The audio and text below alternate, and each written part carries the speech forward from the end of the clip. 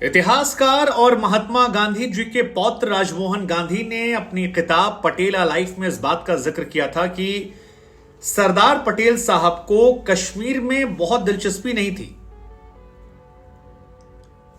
लेकिन जब जिन्ना ने धर्म के आधार पर हुए बंटवारे के बीच में जूनागढ़ और हैदराबाद को पाकिस्तान में शामिल करने की दिलचस्पी दिखाई और तमाम पैंतरे चले जिससे जूनागढ़ और हैदराबाद पाकिस्तान के साथ हो जाएं, तब न सिर्फ उन्होंने जूनागढ़ और हैदराबाद को अपने हिस्से में किया, बल्कि यहीं से उनका झुकाव कश्मीर की तरफ भी बढ़ा और फिर धीरे धीरे बढ़ते बढ़ते कश्मीर जो है वो हिंदुस्तान का पूरा हिस्सा बन गया। ये एक संदर्भ है। दूसरा वर्जन आता है कि सरदार पटेल चाहते थे कि पहले हैदराबाद और जूनागढ़ भारत के पास आ जाए, उसके बाद कश्मीर को भी हम अपने हिसाब से भारत में शामिल करा लेंगे वहां के राजा से बात करके।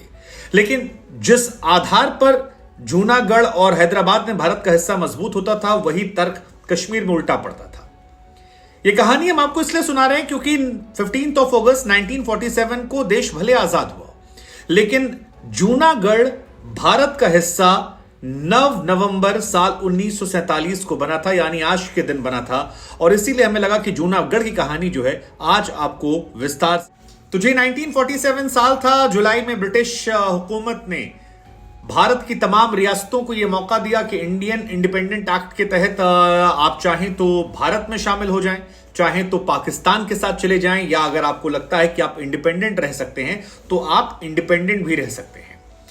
15 अगस्त साल 1947 को जूनागढ़ रियासत के जो नवाब साहब थे, महाबत खान साहब, उन्होंने तय किया कि वो पाकिस्तान जाएंगे। इनफैक्ट आपको जानकर हैरानी होगी कि वो जो एग्रीमेंट था, उस एग्रीमेंट के तहत उन्होंने वो एग्रीमेंट साइन करके पाकिस्तान को दे भी दिया था कि हम आपके साथ शामिल हो रहे हैं। और समस्या ये थी कि पाकिस्तान के साथ उनका कोई बॉर्डर नहीं मिलता था। मतलब अगर जूनागढ़ की स्थिति आप देखें तो भौगोलिक रूप से वो इंडिया के साथ है। अगर आपको पाकिस्तान जाना पड़ेगा तो समंदर को पार करके जाना पड़ेगा, तो ज्योग्राफिक तरीके से वो इंडिया के साथ था और नवाब साहब का झुकाव पाकिस्तान के साथ था।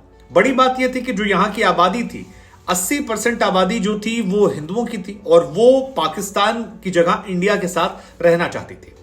अब नवाब साहब ने जब ये फैसला लिया तो गुजरात से आने वाले सरदार वल्लभ भाई पटेल, जिन्हें हम सबको यूनाइटेड भारत का पूरा क्रेडिट देना चाहिए, क्योंकि सरदार पटेल ही वो थे जिन्होंने तमाम रियासतों को किसी को पुचकार कर, किसी को डरा कर, किसी को डांट कर, किसी को गले लगाकर, किसी को सुरक्षित भविष्य दिखाकर साथ में रखा। लेकिन इस सारी कहानी में नवाब साहब जो हैं वो यहां से 2 महीने बाद नवाब साहब यहां से भागते हैं पाकिस्तान की तरफ। तो गुरु कहानी ये शुरू होती कि अंग्रेजों ने लैप्स ऑफ पैरामाउंसी का ऑप्शन दिया था। 565 रियासतें और 3 ऑप्शन, इंडिया, पाकिस्तान या फिर इंडिपेंडेंट। तो मैक्सिमम रियासतें जो थी वो इंडिया और पाकिस्तान में शामिल हो गई। हालांकि कई ने नाटक दिखाए थे। भोपाल ने नाटक किया था, उनको डांट दिया गया। राजस्थान ने नाटक किया था, उनको डांट दिया गया। लेकिन मुख्यतः 3 रियासतें थी जो फंसी थी।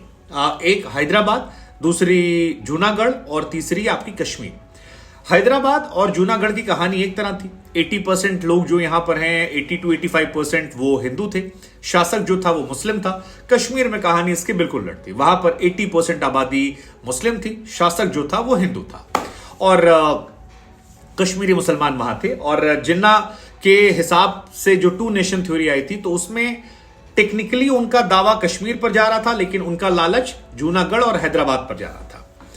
अब जूनागढ़ के नवाब साहब का झुकाव जब पाकिस्तान की तरफ बढ़ने लगा तो सरदार पटेल को यह बात अखर गई थी और सरदार पटेल ने रियलाइज किया कि नवाब साहब को जानकारी दी जाए कि भैया मत कीजिए ऐसा, शांति बनाए रखने की अपील करते हैं। लेकिन जो नवाब साहब के सलाहकार थे, उनका दिमाग बहुत चल रहा था और 15 अगस्त को उनके सलाहकार शहनवाज साहब ने ऐलान कर दिया कि जूनागढ़ जो है वो इंडिया से नहीं बल्कि पाकिस्तान से मिलेगा और एग्रीमेंट जो है वो भी साइन करके उन्होंने पाकिस्तान को। इस बीच लॉर्ड माउंटबेटन ने भी कहा कि भैया देखो, आपका यार डेमोग्राफिक तरीके से आप इंडिया के ज्यादा करीब है, आप मत लीजिए जूनागढ़। लेकिन नवाब साहब नहीं मान रहे थे। फिर सरदार पटेल को रियलाइज हुआ कि कुछ करना चाहिए और करने का ये हुआ कि मेनन साहब को भेजा गया नवाब साहब के पास। लेकिन उनके जो सलाहकार थे शहनवाज साहब, उन्होंने कहा मिलने नहीं देंगे, टरकाया। इसके बाद यहां के लोकल जो लोग थे उन्हें समझाया गया और तकरीबन 25,000 लोग जो हैं वो यहां से आते हैं मुंबई। महात्मा गांधी जी के भतीजे, वंदे भारत अखबार एक चलता था, उसके संपादक श्यामल दास गांधी जी से कहते हैं कि आप हमारे लिए लड़ाई लड़िए और साथ चलिए। श्यामल दास गांधी जी सरदार साहब से मिलते हैं और उसके बाद सरदार साहब कहते हैं कि अगर आप चाहते हैं तो आपको अपनी लड़ाई खुद लड़नी होगी। 15 सितंबर 1947 को एक कमेटी बनती है। श्यामल दास गांधी वीपी मेनन से मिलते हैं और उसके बाद एक सरकार बनाने का प्रस्ताव देते हैं, जिसके बाद श्यामल दास गांधी साहब जो हैं वो जूनागढ़ के प्रधानमंत्री बनते हैं। आरजी हुकूमत इसको नाम दिया जाता है और श्यामल दास गांधी प्रधानमंत्री बनने के साथ साथ विदेश मंत्रालय को भी संभालते हैं। राजकोट को इसका हेडक्वार्टर बनाया जाता है और प्रधानमंत्री समेत वहां के 5 जो बड़े मंत्री होते हैं वो फिर वापस जाते हैं सरदार जी के पास।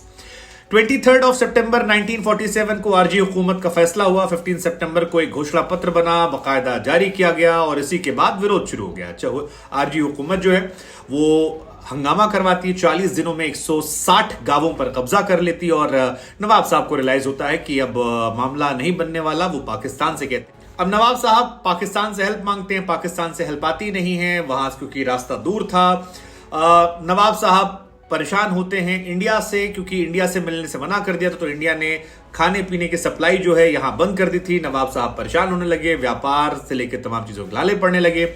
उधर से आरजी हुकूमत लगातार हमला कर रही थी। महाबत साहब डर जाते हैं और फिर यहां बंदरगाह से एक जहाज लेकर भाग जाते हैं कराची, पाकिस्तान। कहा जाता है कि भागते वक्त उनकी एक बीवी जो थी वो यहां पर छूट गई थी और अपना सारा कारोबार जो था अपने दीवान शहनवाज भुट्टो को सौंपकर वो यहां से भाग गए थे। शहनवाज भुट्टो को लगातार चुनौती मिली, इसे वो रोक पाते नहीं है। वो भी एक पत्र लिखते हैं जिन्ना को कि हमारे पास पैसे खत्म हो गए हैं, अनाज का भंडार खत्म हो गया है, कोई भी यहां पर हमें उम्मीद नजर नहीं आ रही है। अगर आप चाहते हैं कि पाकिस्तान हमारी मदद करे तो प्लीज हमें हेल्प कीजिए। मदद का इंतजार करते हैं, नहीं मिलता है। एक छोटी मोटी फौज भी उन्होंने तैयार की थी, तकरीबन 607 मेंबर्स की हेल्प हो जाए, लेकिन जब नहीं हुआ तो फिर उनके पास ऑप्शन नहीं बचता है। एंड 2 नवंबर 1947 तक आरजी हुकूमत जो है वो जूनागढ़ पर कब्जा कर लेती है। 7 तारीख को फिर राजकोट प्रधानमंत्री जो वहां के थे श्यामल दास गांधी, उनसे मुलाकात होती है और उसके बाद फिर धीरे धीरे मामला पलटने लगता है।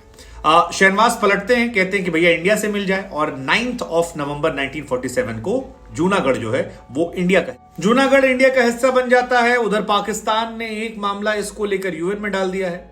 अब कश्मीर और जूनागढ़ का डिफरेंस ये, कश्मीर के जो डॉक्यूमेंट्स हैं वो इंडिया के पास हैं, जूनागढ़ के डॉक्यूमेंट्स हैं वो पंजाब उनके पास हैं। हालांकि जूनागढ़ में इसके बाद 9 नवंबर को जब इंडियन गवर्नमेंट का कंट्रोल होता है तो उसके बाद 20 नवंबर को एक जनमत संग्रह होता है। जनमत संग्रह मतलब लोगों से पूछा आता है कि बाबू आप कहां रहोगे, और 2 लाख तकरीबन लोगों ने इस जनमत संग्रह में हिस्सा लिया। 1,90,870 लोग ऐसे थे जिन्होंने इंडिया को सपोर्ट किया और उस टाइम 91 लोग ऐसे थे जिनका यह मानना था कि हमें पाकिस्तान के साथ चले जाना चाहिए, उनका भविष्य पाकिस्तान के साथ रहता। हालांकि कई इतिहासकारों को यह मानना है कि अगर जिन्ना ने यहां पर इन्वॉल्वमेंट ना दिखाई होती और जूनागढ़ का या हैदराबाद का लालच ना दिखाया होता तो शायद उन्हें कश्मीर मिल जाता, शायद। और यह भी बड़ी दिलचस्प कहानी है कि इंडिया में 565 रियासतों में से जहां जहां सरदार पटेल का इन्वॉल्वमेंट हुआ, चाहे वो जूनागढ़ हो या वो हैदराबाद जहां के नवाब साहब सबसे रईस थे, सबसे ज्यादा पैसा था, उनके पास अपनी गवर्नमेंट थी, अपनी आर्मी थी, या भोपाल की कहानी हो या राजस्थानी कहानी हो, एक भी जगह आज कोई विवाद नहीं है। सिर्फ एक जगह विवाद है जहां कश्मीर का मामला है, जहां पर सरदार पटेल ने डायरेक्टली इन्वॉल्वमेंट नहीं रखा था। सरदार को नमन करना हम सबको चाहिए।